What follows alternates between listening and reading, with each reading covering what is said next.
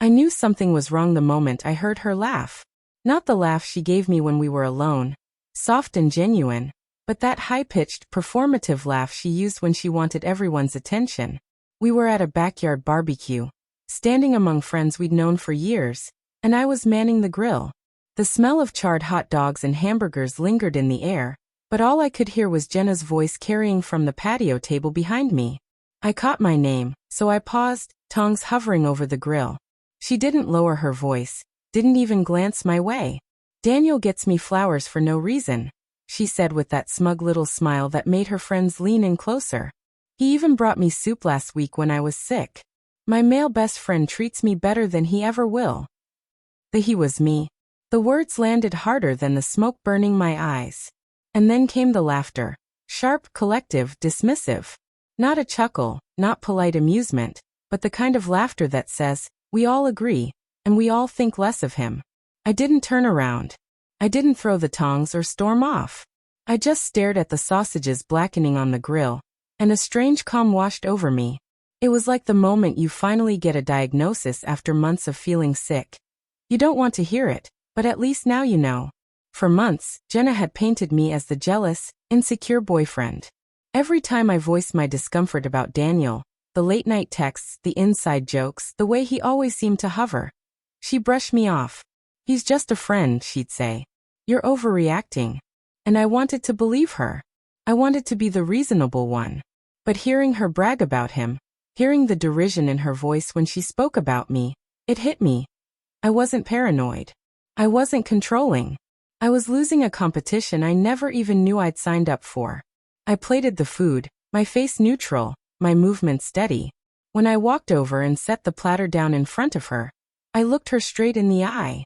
"Daniel sounds like a great guy," I said, my voice even. The table fell silent. Her friends shifted uncomfortably, but Jenna recovered quickly. "He is," she said a little too fast. "He's a good friend."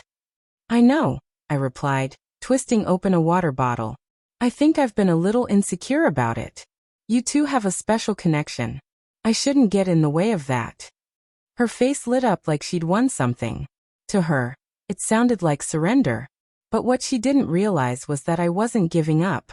I was acknowledging the terms of a war she had just declared, and I had no intention of losing. From that moment on, I changed my approach. Instead of sulking or picking fights about Daniel, I became the most supportive boyfriend she could imagine. When she said she was going out with him for dinner, I smiled and told her to have fun. When he texted her during our movie nights, I hit pause and said, "Go ahead, it might be important." When she mentioned his name, I nodded with enthusiasm, as if he was a brother I trusted with my life. And the more I leaned into it, the more she leaned out. She had expected resistance, maybe even a jealous outburst. She wanted me to fight for her attention, to beg her to choose me over him. But I gave her none of that. Instead, I held up a mirror, showing her exactly what life would look like if Daniel truly was the man she valued most. The funny thing was, Daniel didn't handle it well either. I started noticing his eagerness shift into frustration. He liked being the secret hero in the background, the safe option she could lean on when she wanted validation without consequences. But once I stopped objecting, once I started encouraging her time with him, the safety net unraveled. He wasn't just a friend anymore. He was being pushed into the role of something more, something riskier. Weeks passed like this, and I played my role perfectly. I kept the house in order, paid my share of bills, even surprised her with dinner when she got home late from work.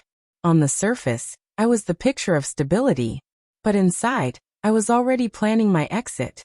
Not the messy, shouting kind. Not the dramatic breakup she could spin to her friends as me being controlling or insecure.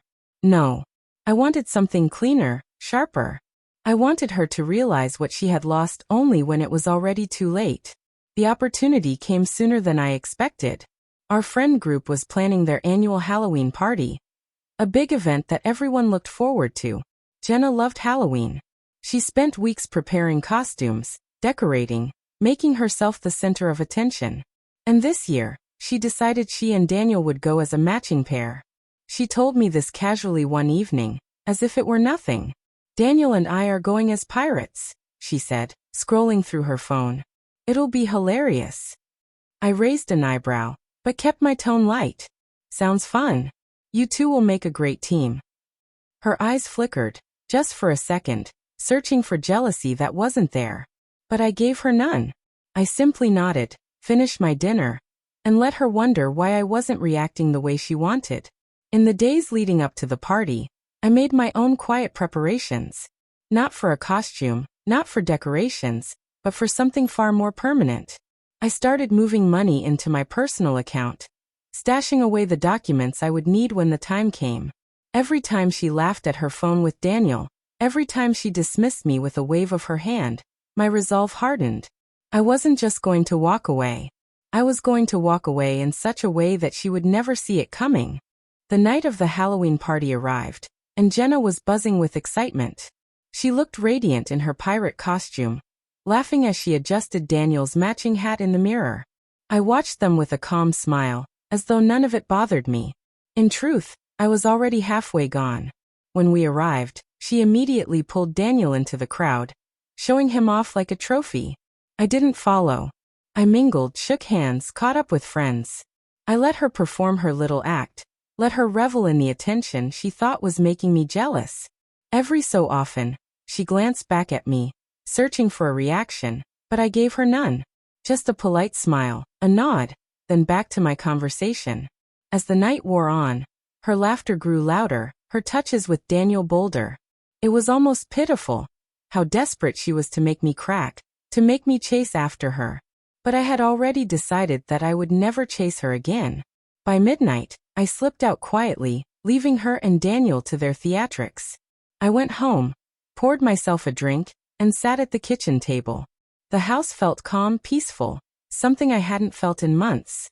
And that's when I left the note. It wasn't angry, it wasn't bitter. Just a few sentences written with finality. You said he treats you better than I ever will. I believe you now. So I'm giving you the freedom to find out. The lease is paid until the end of the month. By then I'll be gone. Don't call, don't text. This time you chose. I placed her key on top of the note and walked away. The next morning, while she was likely still asleep at Daniel's, I loaded my essentials into the car. By the time she returned, the house was nearly empty. No argument, no scene. Just absence. And absence, I knew, would echo louder than any confrontation ever could. A week later, mutual friends started reaching out. Apparently, Daniel had vanished too, at least in the way she expected him to be there. The fun, the attention, the little games. They worked when she had me as the steady background, the safety net. Without me, without the balance, Daniel grew distant. She had pushed too hard, and he pulled away. And Jenna? She tried calling, of course. Dozens of missed calls, unread texts piling up on my phone. Apologies, excuses, even pleas. But I never answered. Because the truth was simple. She had already told me who she valued most. All I did was give her exactly what she asked for. And sometimes, the cruelest revenge isn't anger or shouting. It's silence. It's walking away so cleanly that the other person spends the rest of their life wondering why they ever thought they could treat you as second best.